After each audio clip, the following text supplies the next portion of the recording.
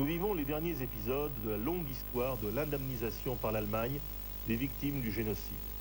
Ce film allemand milite pour que l'opinion acquiesce au nouvel effort qui lui est demandé, cette fois-ci en faveur des victimes juives de langue allemande de plusieurs pays d'Europe de l'Est, République tchèque, Ukraine, Lettonie notamment, qui vivent souvent aux limites de la grande pauvreté, oubliés et abandonnés de tous quand le gouvernement de Bonn indemnise plus vite les anciens combattants de la SS lettonne par exemple.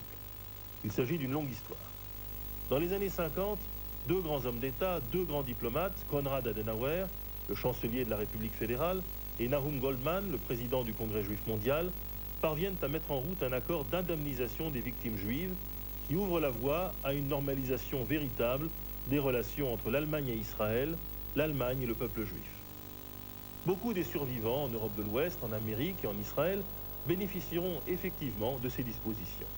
Mais il demeure encore à ce jour quelques situations particulières qui ne sont pas résolues, notamment dans l'ancienne Europe soviétique, où les citoyens juifs individuels n'ont été que très partiellement indemnisés et où certains d'entre eux, dont l'allemand est la langue maternelle, pourraient recevoir à ce titre des retraites de l'État fédéral.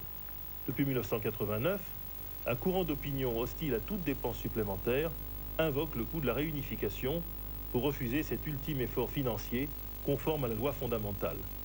Au regard des situations de détresse qui nous sont présentées, et pour l'image d'une nouvelle Allemagne qui ne saurait oublier son passé, il faut espérer qu'une solution qui devrait intervenir ce mois de novembre 1997, à la suite de nouvelles négociations entre le gouvernement allemand et le Congrès juif mondial, mettra enfin un point final à ce long processus.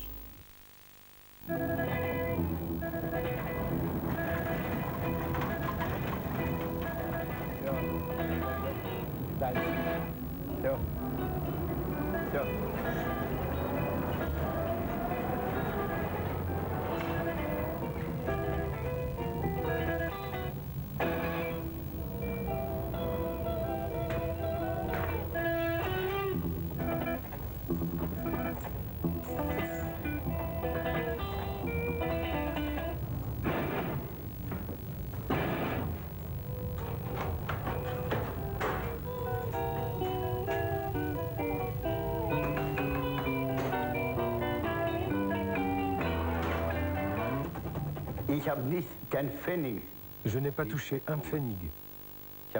Je n'ai rien reçu de l'Allemagne. Jusqu'à aujourd'hui, je n'ai rien reçu. Les SS, eux, touchent de l'argent. Ils perçoivent une rente de l'Allemagne, mais nous, on ne reçoit rien. On nous l'avait promis. À l'époque, nous étions 7000 juifs. Aujourd'hui, 6 ans après, nous ne sommes plus que 1800. Avec le temps, l'indemnisation leur reviendra de moins en moins cher. La misère ne devient tangible que quand on peut la toucher. C'est très louable à vous d'essayer de la faire passer. Mais ceci n'est qu'un média.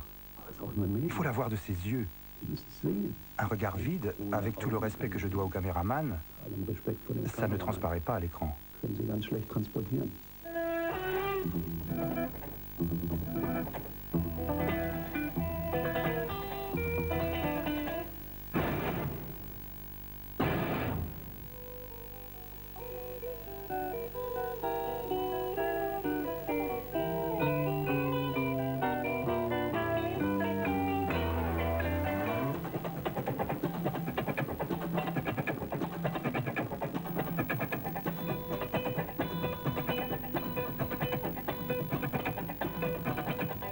Die Paprika-Stürmer. Die Ungarn greifen schon wieder an. Auf der rechten Seite rollt der Angriff. Hier eine Flanke zur Mitte von dem Blondschopf Liebrich abgewehrt. Jestasna. Und da ein missglückter Rückpass von Kohlmer.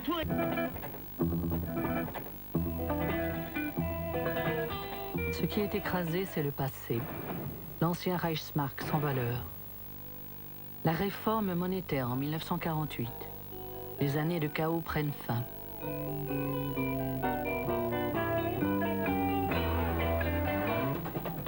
« 60 marques de capital de départ pour chacun. Les magasins se remplissent à nouveau de produits de luxe et de tout ce dont on avait si longtemps manqué.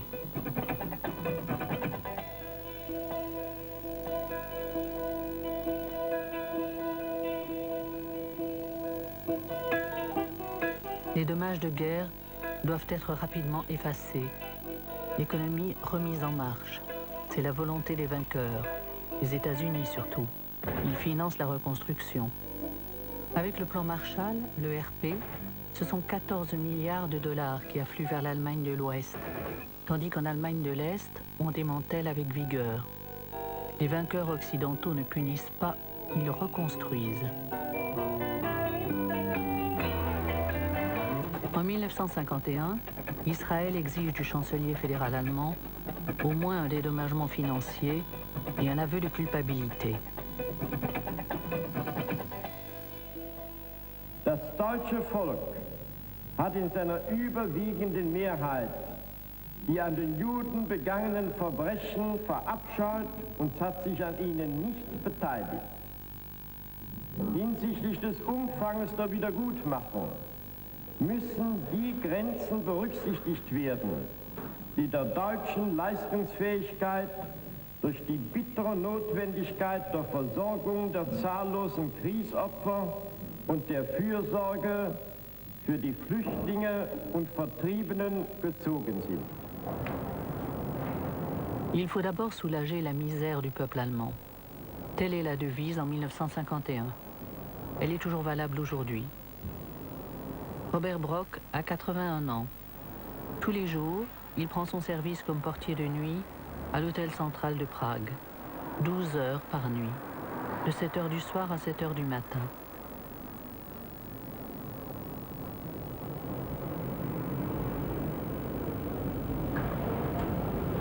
Robert Brock a 26 ans quand les nazis entrent dans Prague.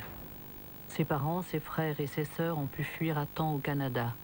Lui sous-estime le danger et reste.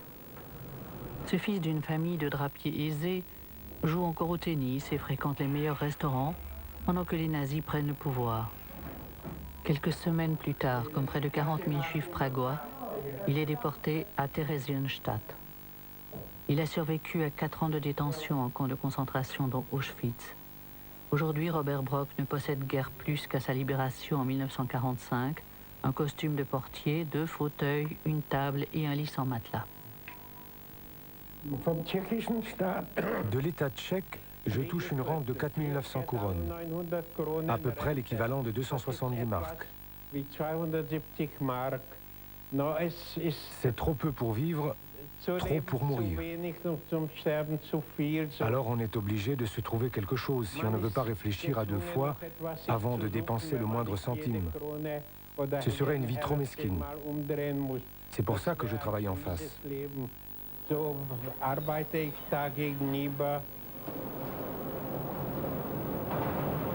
Le lieu de travail de Robert Brock est situé en face de la maison de ses parents, où il a pu venir loger après la guerre. Mais il n'habite que l'ancienne chambre à coucher parentale. Le reste du logement a été attribué à une famille étrangère. Et Brock paye un loyer dans sa propre maison, sur laquelle il n'a plus aucun droit depuis que la Gestapo l'en a expulsé en 1941. Ils sont venus, ils ne se rendaient peut-être même pas compte. Et ils ont dit, vous pouvez emporter 2 fauteuils, une table et dehors. Tout le reste devait rester. Ils voulaient savoir où était le coffre. Ils l'ont scellé pour que nous n'emportions rien. Ils ne se rendaient pas compte. Ensuite, j'ai été convoqué au palais Petschek, siège de la Gestapo. Là, on m'a encore réclamé 1000 couronnes pour déjuivement de la chambre.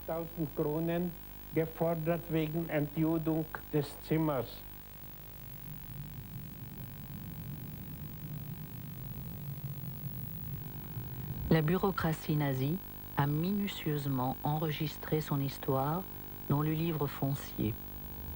En vertu de l'ordonnance de confiscation de la police secrète d'État, le droit de propriété est transféré au Reich allemand. Quand Brock lit ces lignes, ce sont toujours les mêmes images qui reviennent devant les yeux. En mai 1941, il est déporté d'abord à Auschwitz, puis dans différents camps du travail. Des années durant, il doit extraire du charbon 10 heures par jour dans des mines. Sa santé est ruinée. Il devient tuberculeux et finit par avoir la chance d'être envoyé à l'usine d'Oskar Schindler. Il est l'un des rescapés. Au printemps 1945, il revient à Prague dans son costume de détenu. La tuberculose l'oblige à passer plusieurs mois en sanatorium. La maison de ses parents, qui pendant tout ce temps avait été le siège de la Gestapo, est maintenant propriété de l'État tchèque. Le gouvernement communiste déclare l'avoir enlevé aux nazis et pas au père de Brock. Robert Brock obtient uniquement le droit d'habiter une chambre dans sa maison familiale.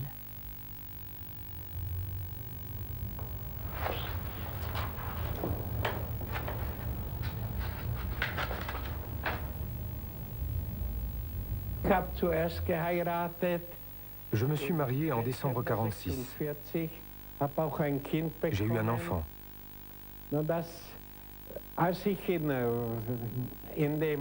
À la mine, je me suis presque tué à la tâche. Mais l'argent et les cartes d'alimentation ne suffisaient pas pour vivre. Alors l'amour est mort aussi. Aujourd'hui, Robert Brock met tous ses espoirs dans la restitution de sa maison. C'est pour ça que je vis, et s'il le faut, je me battrai encore 20 ans, dit-il. Elle dépend des négociations germano-tchèques, de même que l'octroi d'une rente aux victimes de la persécution nazie. Mais Brock a abandonné tout espoir à ce sujet. Kohl peut bien nous construire une maison, n'importe où, n'importe quand. Mais d'ici là, aucun de nous ne sera plus là, et moi non plus.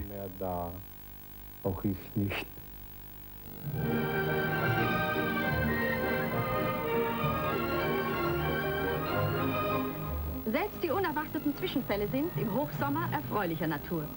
In diesem Falle Mannequins und Modenschau führender Häuser aus Berlin, Hamburg und Düsseldorf. In diesem Milieu zwar etwas auf Sand gebaut, aber das tut der Sehnsucht keinen Abbruch. Les choses vont bien pour les Allemands de l'Ouest au début des années 50. Ils appellent cela le miracle économique, multiplient leurs biens et renforcent ainsi leur confiance en eux-mêmes.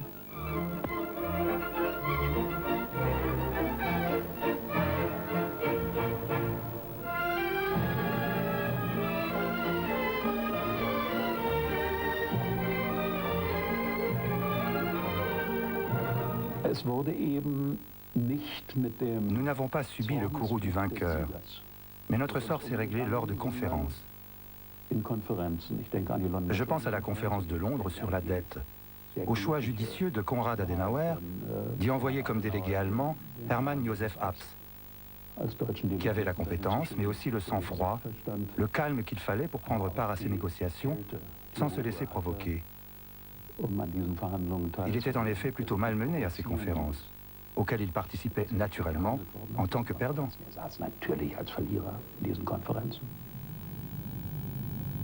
Le grand banquier Abs, en 1952, le représentant du gouvernement fédéral. À la conférence de Londres sur la dette, Abs, Adenauer et le ministre des Finances, Schaeffer, veulent limiter les demandes d'indemnisation israélienne. Ils spéculent sur la possibilité de satisfaire Israël avec, selon les propres mots d'Adenauer, un bel hôpital. Mais à Londres, on ne parle même pas d'Israël. Les Américains n'imposent à l'Allemagne qu'une obligation morale.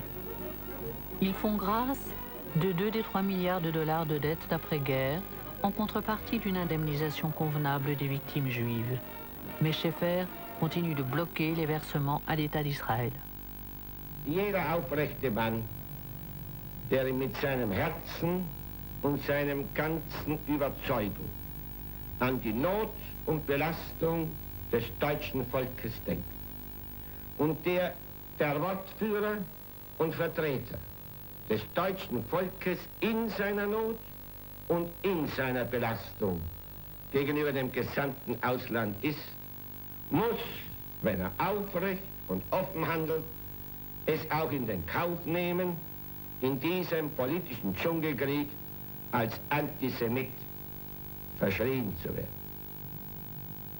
Die Deutschen zeigen, dass sie mitspielen. Sie lassen sich nicht entmutigen. Hoch droben auf der Zugspitze weht wieder die deutsche Flagge.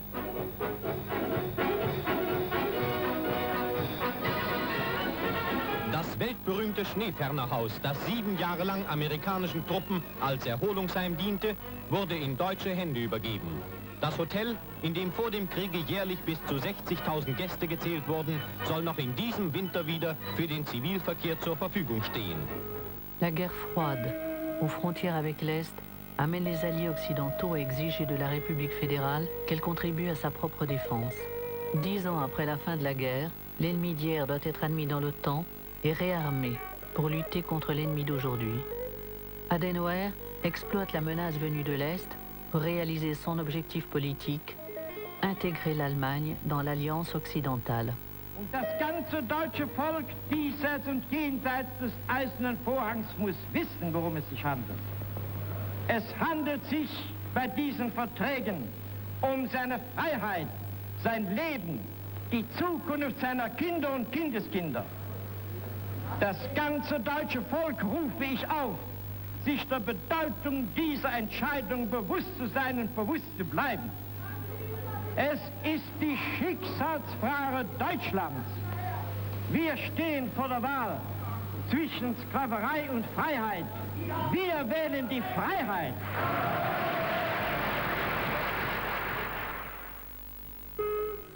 Les démocrates allemands manifestent à la frontière orientale pour la liberté de leurs frères et sœurs de l'autre côté de la barrière. Les survivants de l'Holocauste dans les pays sous régime communiste sont maintenant pour les hommes politiques allemands des citoyens d'un pays ennemi. D'un commun accord avec les Alliés, les victimes des nazis sont exclues de toute indemnisation. Ce n'est qu'après la chute du mur en 1990 que le gouvernement fédéral verse 1,5 milliard de marks à la Russie, à l'Ukraine et à la Pologne. L'argent disparaît dans les caisses des États appauvris. Pratiquement rien ne parvient aux quelques 30 000 survivants. Blanca Pudler et sa sœur en font partie. Elles sont d'anciennes travailleuses forcées dans la fabrique de munitions Hessig-Lichtenau. Rares sont ceux qui ont survécu à la manipulation du TNT. Nous avons pris toutes sortes de couleurs. Notre peau s'est colorée, nos cheveux sont devenus jaunes et rouges. Même la neige était colorée. On aurait dit un film en couleur, parce que la neige était jaune sur le terrain de l'usine.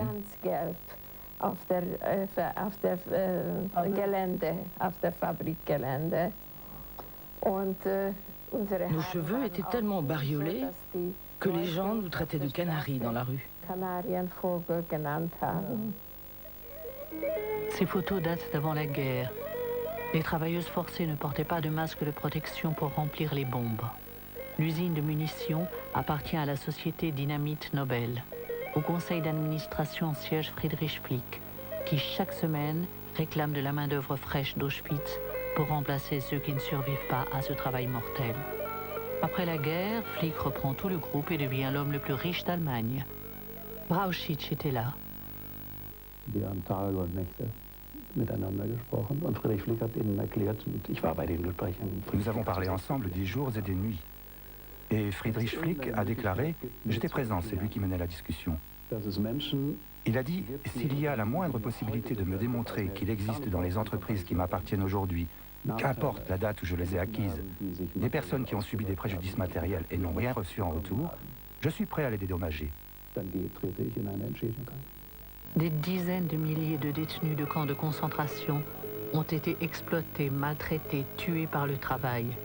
Des entreprises comme IG Farben, Siemens, Flick et Krupp ont gagné des millions sur leur dos. Au procès du Nuremberg en 1946, Flick et Krupp sont condamnés pour crimes contre l'humanité, ainsi que pour emploi et mauvais traitement de prisonniers. Pour cela, ils doivent purger 7 et 12 ans dans la prison pour criminels de guerre de Landsberg. Ils sont libérés au bout de 4 ans seulement. On a besoin d'entrepreneurs expérimentés pour la reconstruction. Krupp et les successeurs d'IG Farben versent des sommes symboliques à titre de dédommagement. Cela représente moins de 100 marks par travailleur forcé. Flick ne veut même pas payer ça. Il fait appel au juge fédéral en retraite, von Schlabrendorf.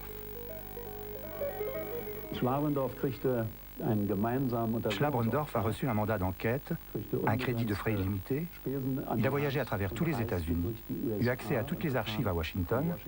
Il a pu étudier ce que Flick pouvait faire. Et je parle toujours uniquement de questions d'argent.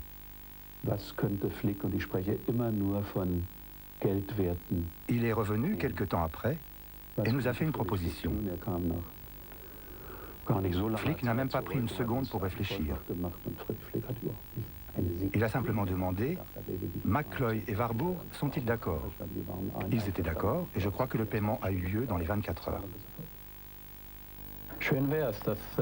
Une belle histoire, mais qui ne correspond en aucune manière à la vérité historique. Les négociations ont commencé en 1962 et auraient pu s'achever en 1964. Mais elles ont traîné en longueur, par-delà la mort de Flick, jusqu'en 1986 ou 87, je crois, lorsque les héritiers de la maison Friedrich Flick ont vendu leur paquet d'actions à la Deutsche Bank.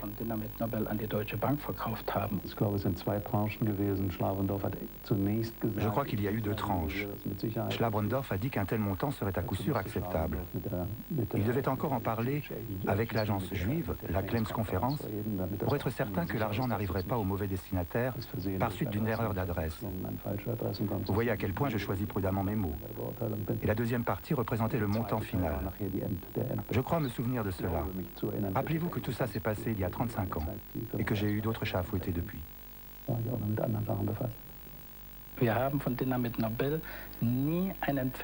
Nous n'avons jamais reçu un pfennig de dynamite Nobel pour les esclaves qui ont travaillé dans ces fabriques de munitions entre 39 et 45. Pas un seul marque. Flick congédie Schlabrendorf au bout d'une année. C'est Brauchitsch qui reprend les négociations. Flick, devenu entre-temps l'homme le plus riche d'Europe, refuse jusqu'à sa mort d'indemniser ses travailleurs forcés. De fait, c'est la Deutsche Bank qui paiera en 1987 après avoir racheté la majorité des parts de l'entreprise aux héritiers de Flick. Environ 1500 marks pour chaque esclave en guise de réparation.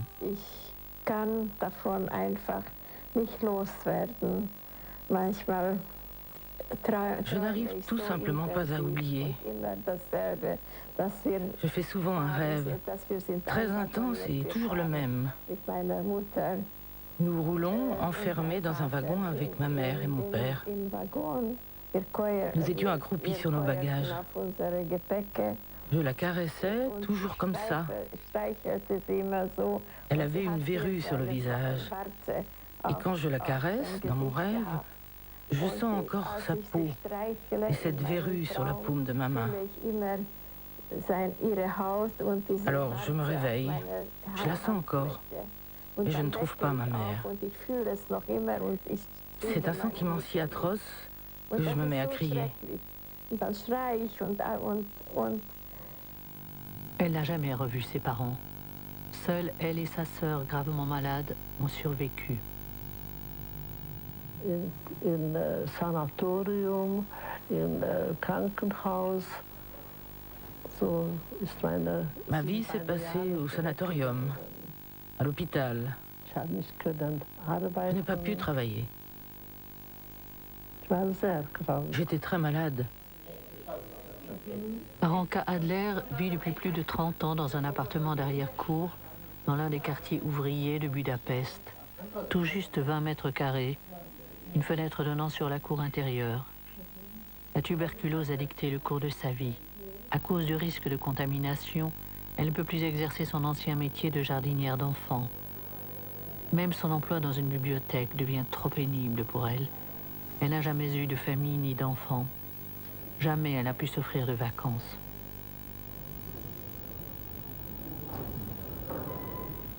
Jetzt werde ich 74 Jahre alt sein. Maintenant, je vais avoir 74 ans et je dois toujours travailler. Parce que la retraite ne suffit pas pour vivre. C'est trop peu. C'est pourquoi je dois travailler et c'est pourquoi j'ai un si grand appartement. Mais c'est bien ainsi. Que puis-je faire maintenant? Mes belles années sont derrière moi. Elle travaille 6 jours par semaine. Sa sœur Blanca doit elle aussi travailler. Depuis la fin du communisme, sa retraite de 300 marks a encore moins de valeur. Elles vivent tout juste au-dessus du seuil de pauvreté. Et rien que les médicaments dont elles ont besoin depuis leur travail forcé dans l'usine de bombes engloutissent un tiers de cette somme. Chaque jour, le souvenir de leur souffrance se réveille. Parfois, nous nous disons que c'était peut-être seulement un mauvais rêve. Peut-être n'avons-nous jamais eu de parents.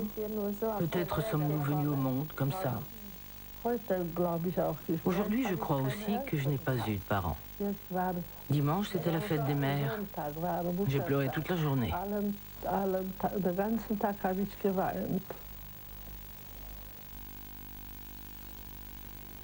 À seulement 15 km de là, dans le quartier de Verichvar, Joseph Müller a de tout autres souvenirs de l'entrée des nazis. En tant que souabe du Danube de souche allemande, il se sent pleinement de leur côté. Il entre immédiatement comme volontaire dans la Waffen-SS. Blanca Pudler regarde les enregistrements de Verichvar. L'enthousiasme était grand parmi les souabes du Danube. 100 000 s'engagèrent dans la SS en 1942. 1400 d'entre eux sont encore vivants aujourd'hui. Certains membres des divisions SS, Florian Geyer, Horst Wessel et Das Reich, se retrouvent encore régulièrement chez Joseph Müller. Wir haben alle ein Glück gehabt. Wir alle 7 leben noch, heute noch. Wenn ich solche Menschen sehe, fällt mir das überhaupt nicht im Sinne, dass solche... Quand je vois ces hommes, je n'arrive absolument pas à comprendre comment ils ont pu commettre de telles atrocités dans leur jeunesse. Nur wenn ich solche Ce n'est qu'en les entendant parler que je peux m'imaginer comment ils étaient étant jeunes. Kein Glas auf, ich schmeiße her. Das ist richtig aufgeschnitten.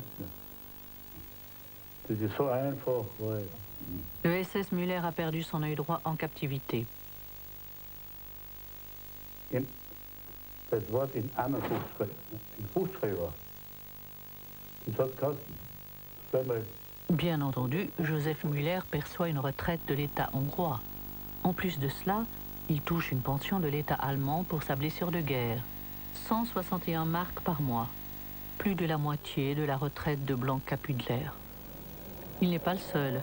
Les anciens camarades se rencontrent une fois par mois au Café Müller. 4 vétérans et une veuve de cette assemblée touchent également une pension de l'Allemagne. Ich habe das nicht einmal gewusst, dass das ist. Das habe ich von den Russen gehört. Das ist aber nachweisbar, dass diese Gaskammern erst nach dem Krieg von Gefangenen auf amerikanische Befehl gebaut wurden. Meine Frau war auch da. Sie hat das gesehen. Den Tag, wo ich bin gar nicht hingefahren, so wie ich den liegen darf. Sagte, die hat gesehen, die fühle wie sagt man auf, weil die Schuhe und zerbrennt haben dort jeden. Anniversaire du Führer dans le village des Souabes du Danube. Que cet ancien SS ait pris part aux atrocités commises en Hongrie n'intéresse personne à l'administration allemande des retraites. La Légion des Souabes du Danube était pourtant tristement célèbre pour sa brutalité lors des expulsions des Juifs de Transylvanie. Plus de 1000 témoignages de victimes ont fourni les preuves de sévices et de meurtres.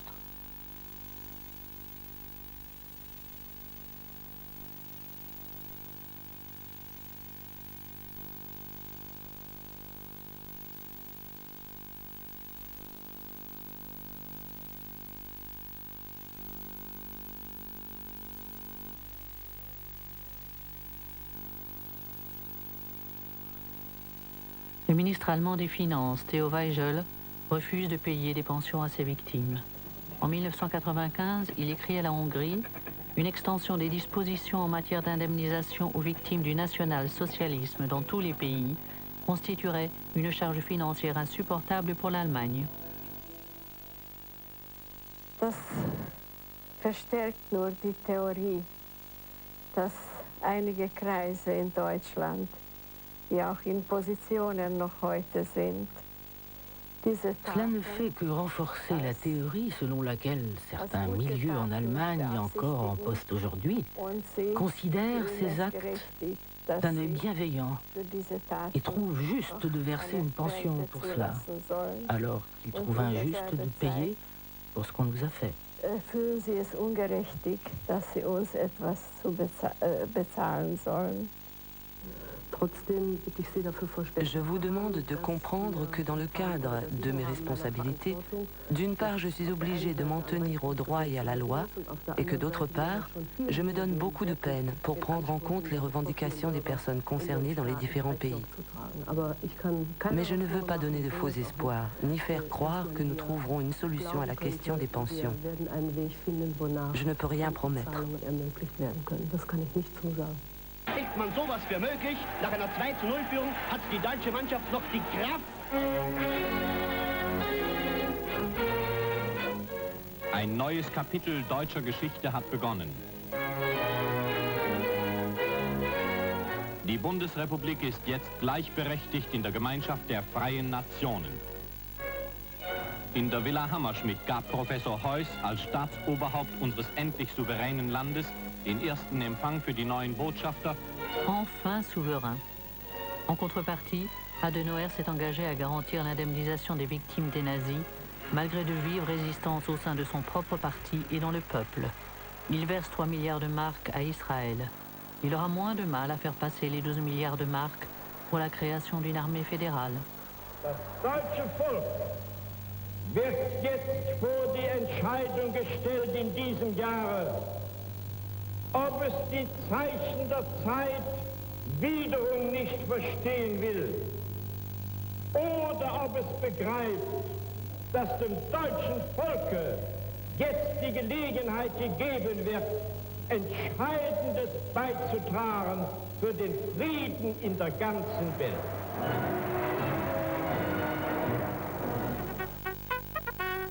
L'occasion. Les premiers soldats de la République fédérale sont mis au service de l'OTAN en 1956. Ils apportent leur contribution à la défense du système démocratique occidental, parmi eux, beaucoup d'anciens officiers de la Wehrmacht. La Bundeswehr fait la fierté d'une grande partie de la nation. L'assurance semble ne plus connaître de limites. Les Allemands des Sudètes, des Silésiens et des Prussiens orientaux s'organisent en puissantes associations qui font pression sur les chrétiens démocrates. Ils exigent la restitution des ex-territoires allemands de l'Est. En 1956, le ministre des Finances, Schäfer, soumet enfin une loi d'indemnisation au Bundestag. Elle exclut de nombreuses victimes des nazis et complique les choses pour les autres. À l'avenir, les experts décideront de l'étendue de leurs dommages. Pour cela, on fait souvent appel aux anciens médecins nazis. De nombreuses victimes font représenter leurs intérêts par la Jewish Claims Conference. Ich mache dieser Organisation überhaupt keinen Vorwurf, dass sie in ihrer Begehrlichkeit Je ne fais aucun reproche à cette organisation, même pas le fait que son avidité était illimitée, incommensurable, et je n'affirme là rien de neuf, c'est une réalité historique. Les fonds encaissés n'ont pas tous été employés pour aider les personnes lésées ou les familles juives dans le besoin. notleidenden jüdischen Familien geholfen. Das ist eine Ungeheuerlichkeit, weil ich... C'est une monstruosité et je suis choqué. Jamais je n'ai entendu pareille chose dans toute l'histoire de la Claims Conference. J'ignore ce qui a poussé M. von Broschitsch à émettre ce genre de doute. Vous devriez faire un tour aux États-Unis, demander à la Jewish Claims Conference d'ouvrir ses livres de comptes et pointer exactement les entrées et les sorties d'argent. Si ces personnes de Budapest n'y figurent pas, et s'il est certain qu'elles ont travaillé chez Dynamit Nobel, c'est que l'argent s'est perdu, mais sûrement pas chez Flick.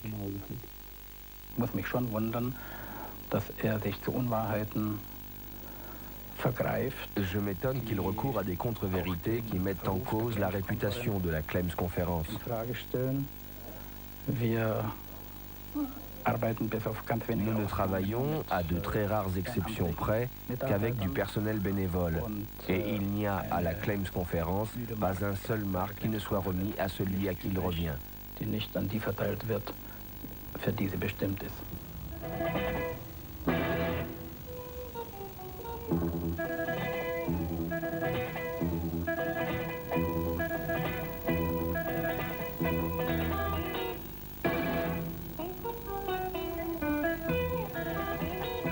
À la fin des années 50, Ahuva Sommerfeld arrive d'Israël avec son mari, né en Allemagne. Le père de ce dernier a été pendu au camp de Sachsenhausen. Pour les Sommerfeld commence alors un humiliant périple à travers les administrations allemandes. Le mari d'Ahuva dépose dans les délais une demande d'indemnisation pour la mort du père, pour sa boutique de drapier à Chemnitz et pour le reste du patrimoine. L'administration de la circonscription de Hildesheim lui répond en 1959 « Les conditions d'une indemnisation ne sont pas réunies en la personne du défunt. Son transfert dans le camp de concentration de Sachsenhausen ne constitue pas une déportation au sens de la loi fédérale sur l'indemnisation. Selon cette loi et selon l'usage, il n'y a déportation que lorsque le persécuté a été emmené dans des régions situées en dehors du Reich allemand. »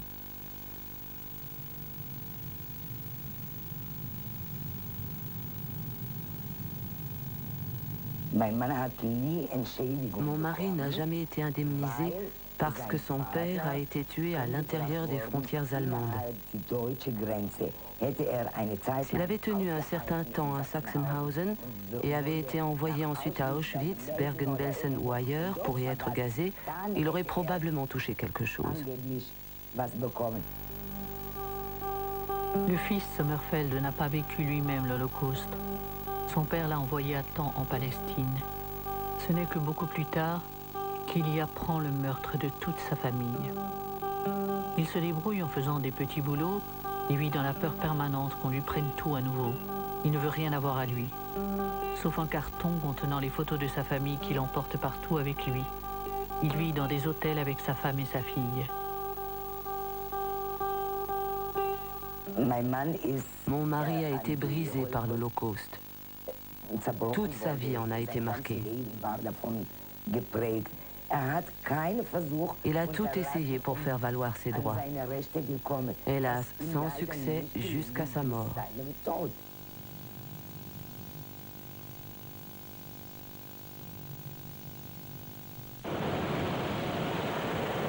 Chemnitz, à l'emplacement où se dressait une partie de la maison d'habitation et de commerce de 4 étages, on lave aujourd'hui des voitures. Après la chute du mur, le Land de Saxe a loué le terrain à la station de lavage IMO pour une somme modique, 1 mark 85 le mètre carré pour les 33 prochaines années. Sur le reste du terrain s'élèvent encore des bâtiments en plaques de béton du temps de la RDA. La demande de restitution de Madame Sommerfeld déclenche en 1992 une querelle juridique qui n'est pas encore tranchée. Le Land de Saxe ne veut lui payer ni une indemnisation pour privation de jouissance, ni le prix actuel du marché.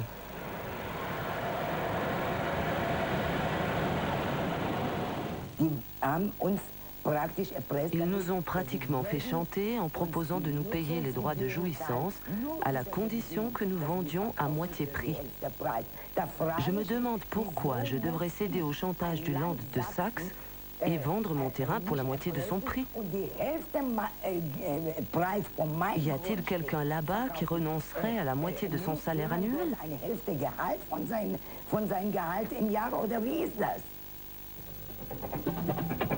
Le président de l'administration des finances du Land, l'État libre de Saxe, est intéressé par une solution globale, c'est-à-dire une indemnisation pour privation de jouissance liée à l'acquisition du terrain. Le Land se porte acquéreur de toute la superficie au prix de 137 940 marks, basé sur la moitié de la valeur courante. En réalité, selon des expertises indépendantes, le terrain vaut plus d'1 demi-million de marks. Mais ce n'est pas tout ce que les nazis ont volé au Sommerfeld. Quand Ahuva Sommerfeld voulut visiter un jardin situé sur son terrain, elle tomba sur le locataire.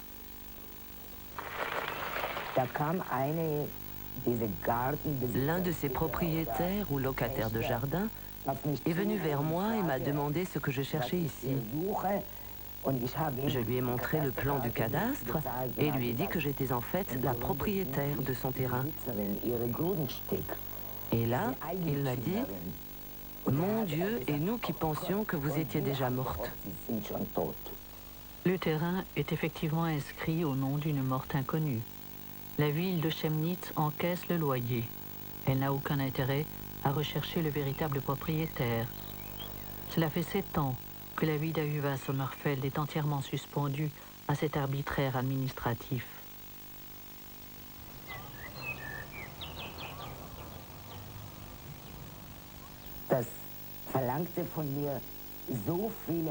Cela m'a demandé tellement de travail. Comme je ne pouvais pas me payer un avocat, j'ai dû apprendre tous ces textes juridiques et faire les recherches moi-même. Toutes mes économies sont passées.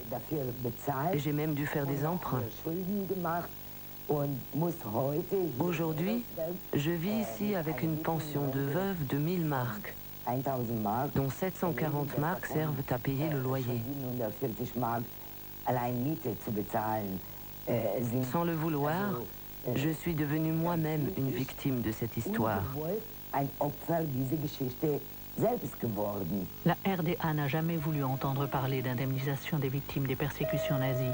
Elle se considérait comme un État antifasciste, dont les racines historiques remontaient à Staline, Lénine et Marx.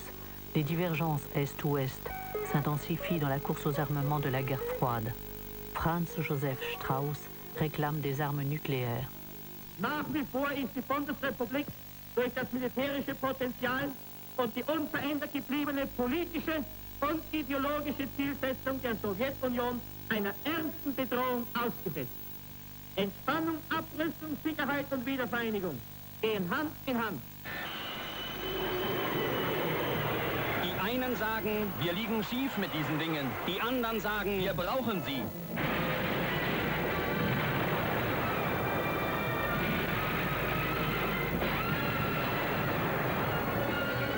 Atompilze schossen hundertweise aus der Erde.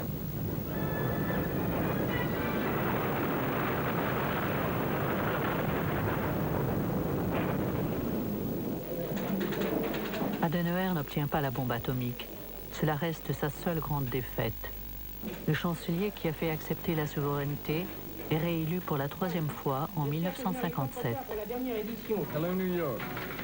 I have my report on the German election results. Roma, qui Bonn, andiamo.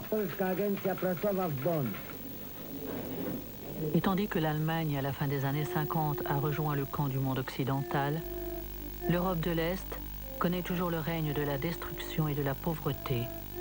En 1958, la population de Varsovie doit traverser sans chauffage ni eau courante le 13e hiver d'après-guerre.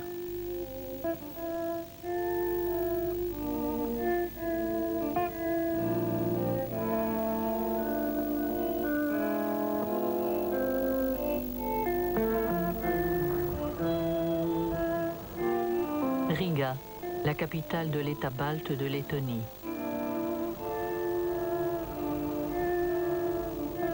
En 1941 commence la page la plus noire de son histoire.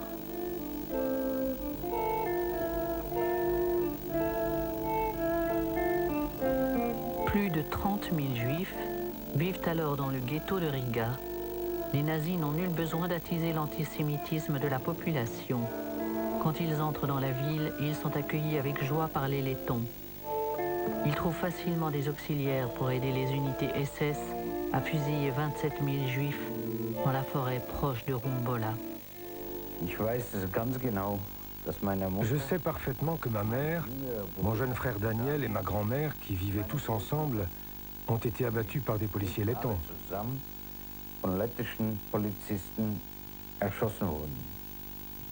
Les instigateurs étaient bien sûr la Gestapo allemande, les SS. Mais les gens qui ont fait ça étaient des Lettons.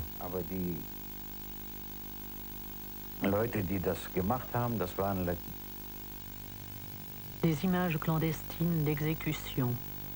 Elles ont été montrées au procès de Nuremberg. Des images comme celle-ci ne lui sortent plus de la tête.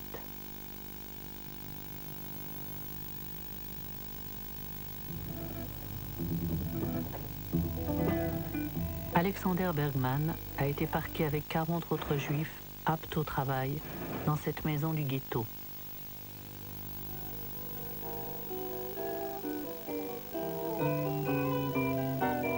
Il a 16 ans quand on vient chercher sa mère. Les policiers lettons emmènent également son petit frère. Le frère et la mère sont conduits dans les bois et abattus.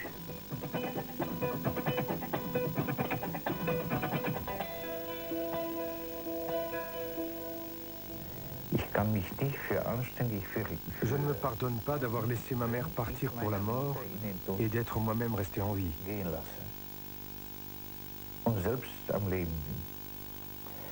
Ce n'est pas aussi simple, parce que sur le moment, je ne savais pas qu'ils allaient mourir. Mais j'aurais dû le sentir. Un bon fils aurait dû le sentir et plusieurs autres l'ont fait. Ils sont partis avec leur mère.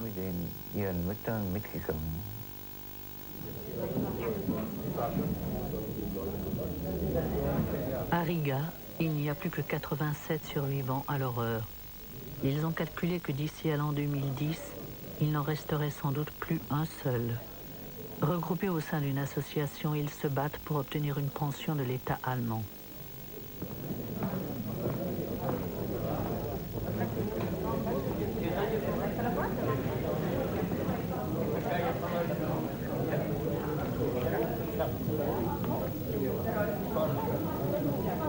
Alexander Bergman est leur président. Il est juriste, a 74 ans et travaille toujours, parce que la retraite ne suffit pas pour vivre. À côté de cela, il écrit depuis des années des pétitions au Bundestag.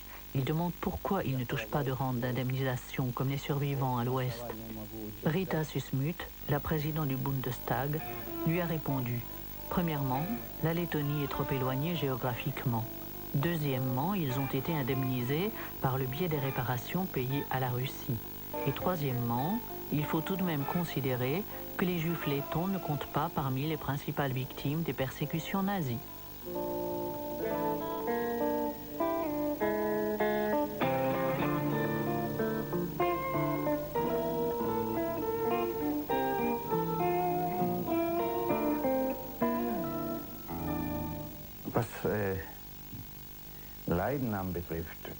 Pour ce qui est des crimes commis en Lettonie, à peine un peu plus de 1% des Juifs ont survécu à la guerre.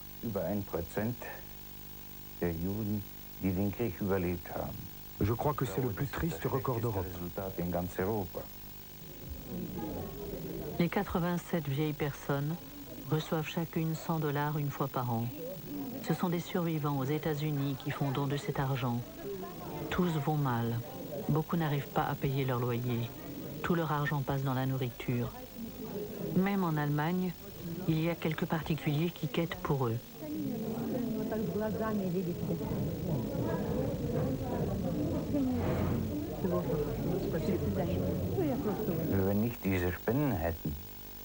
Si nous ne recevions pas ces dons, nous mourrions lentement de faim. Nous ne mourrons pas de faim aujourd'hui. Nous nous nourrissons mal, mais nous ne mourrons pas de faim. Uniquement parce que nous recevons ces dons.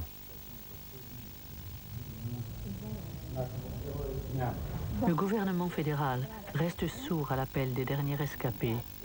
Il pourrait changer les lois pour faire verser des pensions à Riga. Mais cela créerait un précédent, et qui sait combien d'autres viendraient réclamer. Et l'industrie allemande, qui a fait de gros bénéfices aux dépens de ses hommes, elle envoie en tant que contribuable aux caisses de l'État fédéral.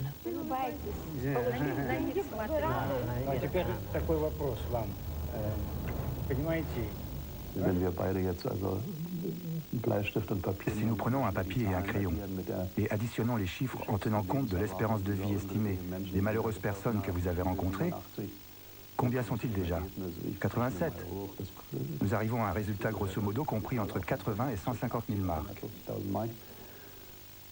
Je pense qu'il n'est même pas nécessaire d'en référer au chef de service pour allouer cette somme. Il n'est pas nécessaire de déployer de grands efforts pour essayer de trouver des comités ou des fondations pour réunir cet argent. Personnellement, je trouve ça aberrant. Mais il y aura toujours quelqu'un qui dira à Monsieur le chancelier, si vous faites ça, je dois ajouter une liste de cas comparables. Et cela devient tout de suite une affaire de plus de 350 millions.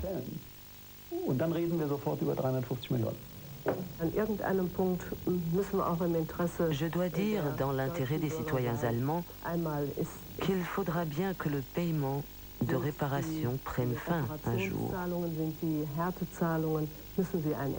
Célébré avec enthousiasme, après toutes ces années de dépression, cet événement heureux aura un effet durable, même sur d'autres terrains.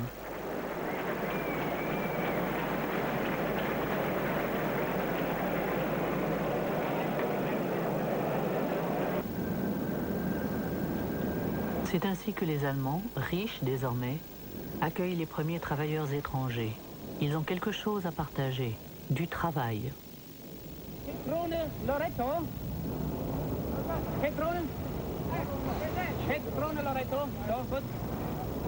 Et tandis que les manœuvres travaillent à la chaîne dans les usines pour nourrir leurs familles restées au pays, chaque été, la vague des vacanciers allemands déferle dans la mère patrie des travailleurs étrangers.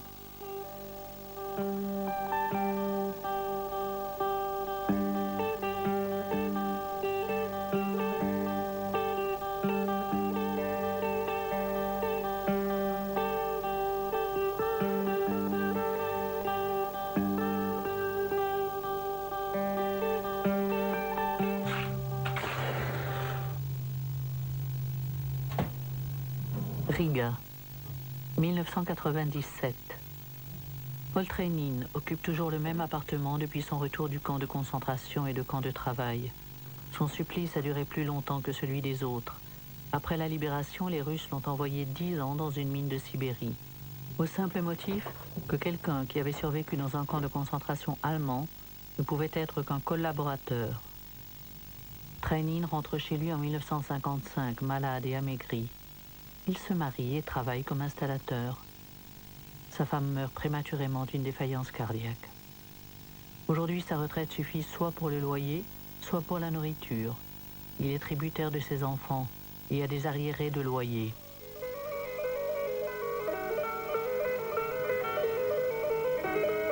Trenin habite en bordure du ghetto de Riga.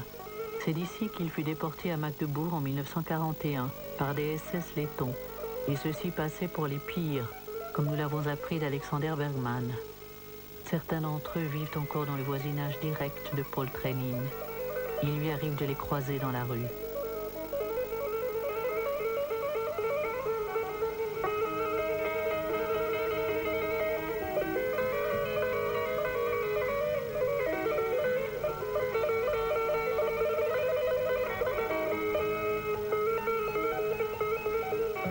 Les persécuteurs de juifs de sinistre renom ont été décorés pour bravoure exceptionnelle par les généraux SS.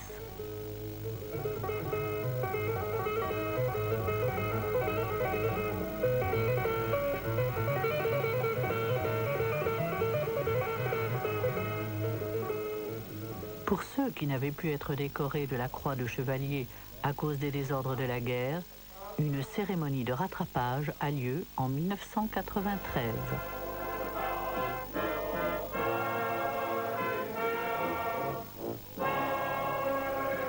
Ils se décernent des médailles et commémorent les anniversaires de la guerre. Dans les rangs des associations de vétérans SS de Riga, nombreux sont ceux qui perçoivent une pension de l'État allemand.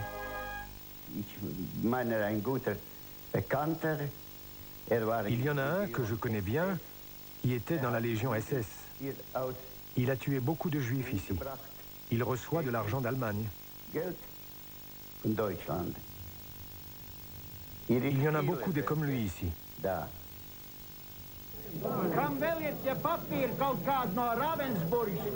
Ils sont plus d'une centaine qui touchent 220 marks par mois.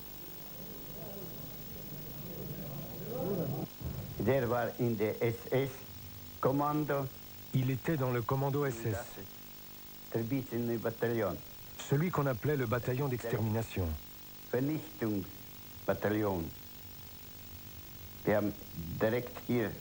Il a reçu plusieurs décorations pour avoir exterminé des gens. Des Tziganes, des Polonais, des Juifs. Il défile sur la place centrale de Riga. L'argent venu d'Allemagne crée aussi de la reconnaissance sociale.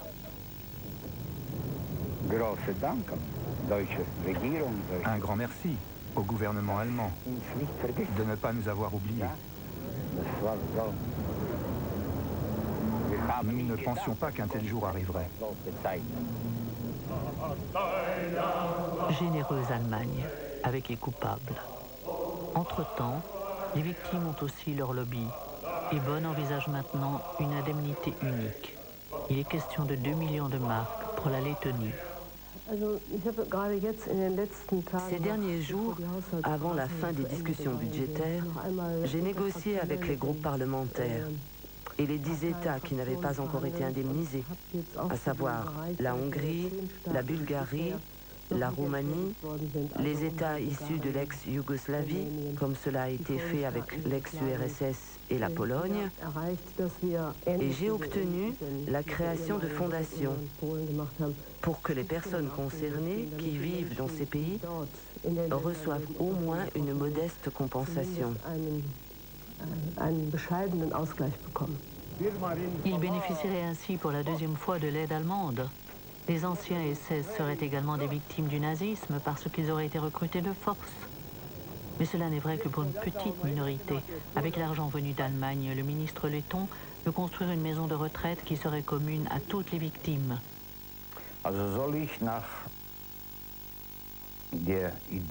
Ainsi, je devrais, selon cette idée, dormir et manger en compagnie de ces gens, en me demandant tout le temps si ce n'est pas l'un ou l'autre de ces hommes qui a battu ma mère. Ils sont chaque année un peu moins nombreux dans son association. Ils ont peur que les dons nécessaires à leur survie ne s'arrêtent un jour, et ils se raccrochent toujours à l'espoir d'une pension. Chaque fois que je vais en Allemagne, ils espèrent que je reviendrai avec l'argent. Ou au moins avec la promesse que nous serons payés. Alors je reviens et raconte qu'il n'y a pas d'espoir de recevoir une pension. Tout le monde soupire et se demande « Que fait-on maintenant? Comment continuer à vivre ?» Les chefs d'État ont depuis longtemps scellé la réconciliation, même sur les tombes des SS, comme en 1985 à Bitburg. Ils ont tiré un trait sur la question de la culpabilité et sur les plus sombres chapitres de l'histoire allemande. Helmut Kohl l'a fait il y a déjà 20 ans. Ich war 1945 ein Bub von 15 Jahren. Ich konnte kein Nazi gewesen sein, nicht weil ich so klug war, sondern die Gnade der späten Geburt hat mir geholfen. Et tandis que Bonn continue de refuser une pension décente aux victimes de l'Est, l'économie allemande y conduit ses anciens esclaves comme des mendiants importuns. Es gibt ein System. Il existe un système dérivé du procédé utilisé par les mendiants. Vous connaissez? Vous ne connaissez pas. Cela s'est développé dans les années 20 à Berlin. Les mendiants formaient une guilde. Quand un mendiant recevait d'une maîtresse de maison une tasse de soupe au pois ou un mark, ce qui était beaucoup d'argent, il la remerciait poliment et gravait un petit signe sur la porte de la maison. Et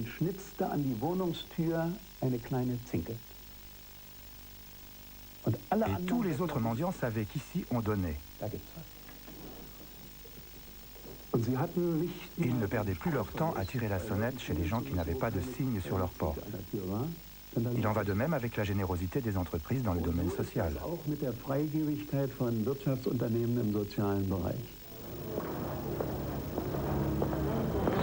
Il faut d'abord trier les profiteurs des vrais nécessiteux.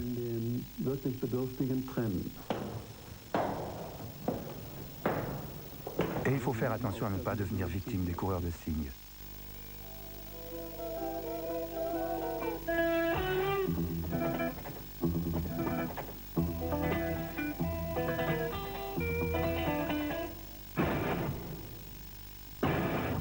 Post-scriptum, août 1997.